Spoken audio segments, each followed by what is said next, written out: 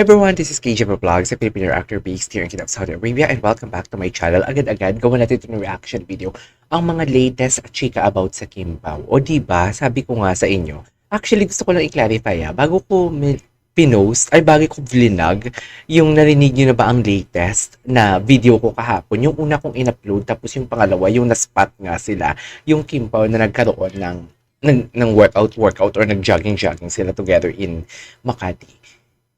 Hindi pa yun yung latest talaga. Gusto ko lang i-clarify. Meron pa talaga akong latest and everything. O diba? And then pati si Ogie Diaz talaga napapabalita na baka meron daw talaga si Kim Pao and everything. Kasi ako naniniwala talaga ako na wala talaga sila ni Jay. Kasi nga yung base sa source ko.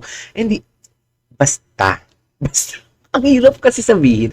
Ang hirap talaga sabihin na meron kang, alam mo yung wait lang. Umubo muna ako. Ang hirap talaga sabihin na tipong, alam mo yung parang ayaw mong masira ang trust ng nag-feed sa'yo. Yung nag-feed sa akin talaga, before pa, mas malapit siya sa side. Ano siya, kabilang siya ng lot and friends. O, di mo kaya, di mo kaya. And then kahapon ata, na-spot din si Jay tsaka si Jericho Rosales sa museum. So, hindi ko alam kung alam niyo yung chismis na yan. So, basically, wala talaga, dear. Sinasabi ko sa inyo, wala talaga. So, it won't take any longer. Basta happy tayo kung ano meron sa K-pop for today's video. And di ba, ang sabi ko, if I'm not mistaken, nasabi ko talaga sa isang vlog ko, ang sabi ko talaga, isang picture lang na makitang lumabas sila outside of the work. Hindi sila wala silang project together. Wala tayong narinig na project nila together. Pero magkasama sila. Diba? The power of manifesting. Sabi ko sa inyo kung anong minamanifest nyo, kahit hindi sa Kim Pao, i-manifest nyo sa inyong life.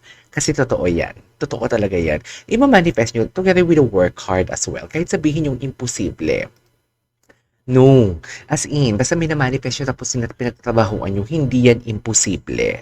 Huwag naman sobrang manifesting. Huwag na agad-agad andyan. For example, minamanifest ko na sana makabayad ako lahat sa utang ko. Work for it. Maano siya, matutuloy siya. Tutulungan kayo ni Lord. Bakit ganito na yung reaction video natin for today's video?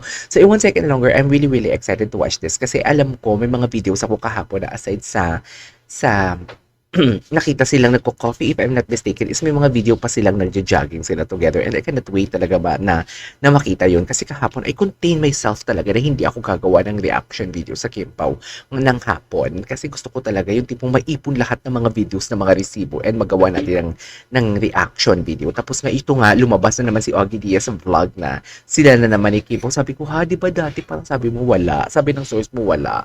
Tapos ngayon sa ano naman, sabi ng source mo sila meron kasi nakikita talaga natin na may meron talagang special between of them. Sabi ko talaga sa utak ko, di mo kaya.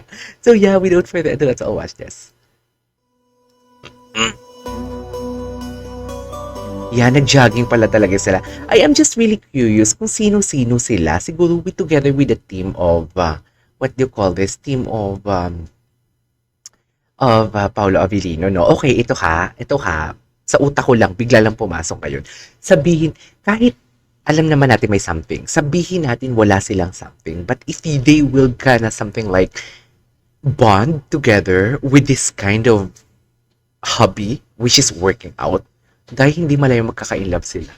Hindi malayong magkaka-inlove sila. Sabihin na natin, kahit alam naman natin, at kitang-kita natin na hindi naman but there is something special together. There is something special between the two of them. Pero parang sabihin na lang natin na okay, sige, special, hindi kayo special kunwari, hindi natin alam. So parang if they will gonna continue this outside of the work, sabihin na natin, sige, yung nakita natin lahat, sabihin lang natin work lang lahat yun.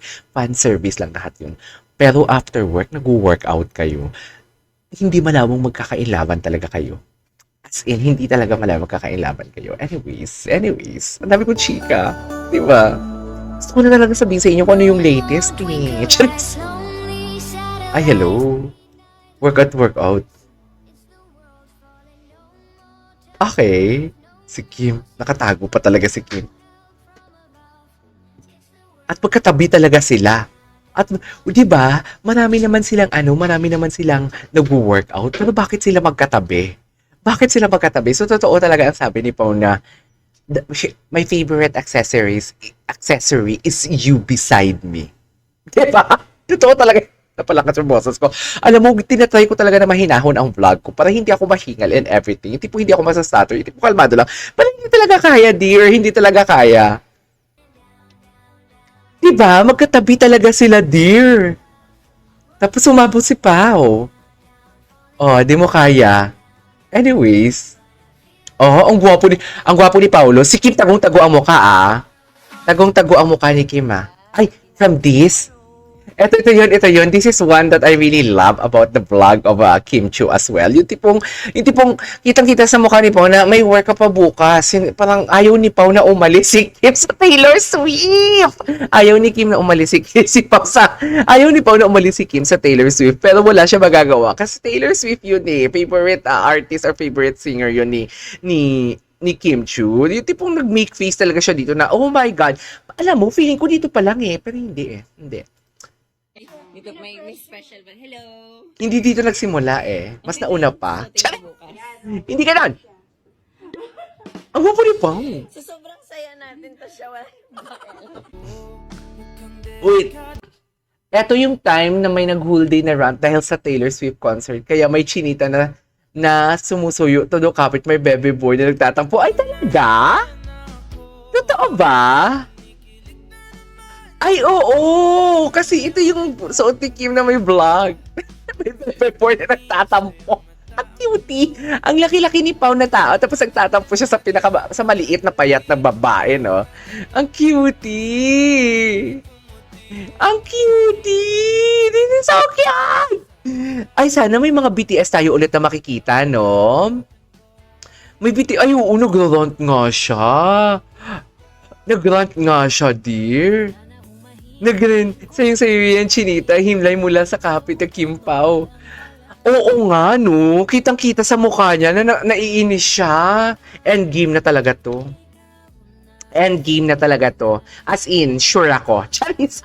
Ay! Narinig niyo na ba ang latest version 2.0? Charis! Ano ba yan? Nangingintab yung mukha ko. Hindi ko alam bakit. Hindi naman ako oily. Kakaligo ko lang, ah. Pero hindi naman ako oily. Anyways, wait lang. Ah, okay. Napanood na natin ito. Wait lang. Huy, yung mga kamay ni Pao, tsaka yung tingin at ngiti sa mga nakatingin sa kanila, real na real.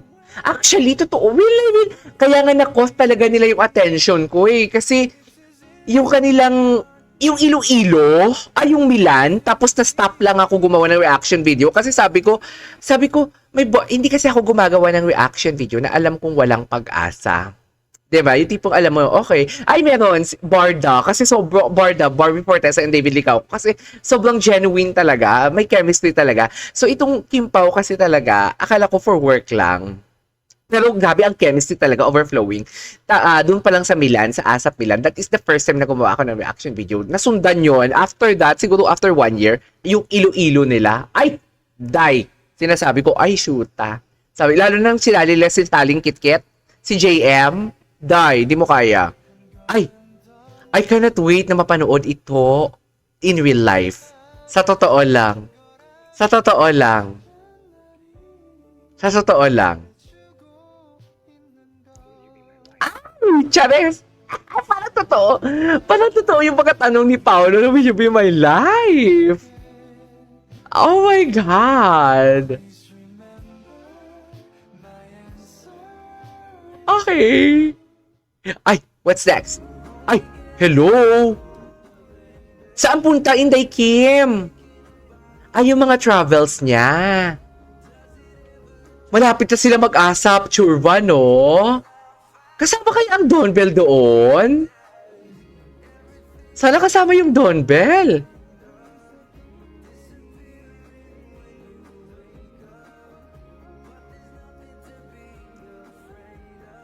Even when the night changing. Okay, stop muna natin to. Ituloy natin to sa next video natin for today's video. Okay, so I won't take any longer. I-cut na natin to at may pangalawang video pa tayo for today's video.